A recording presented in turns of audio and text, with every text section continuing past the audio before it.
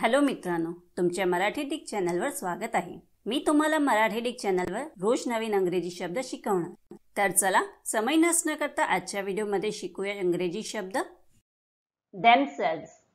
themselvesच्या मराठीत अर्थ ते स्वतः, त्यांना स्वतःला, स्वतःशी किंवा खुद होत आहे। themselvesला आपण वाक्यात प्रयोग करून बघूया।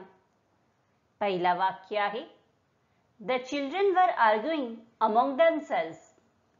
दूसरा वाक्य आहे They all seemed to be enjoying themselves। तीसरा वाक्य आहे They have bought themselves a new car। चौथा वाक्य आहे Many of those arrested refused to identify themselves।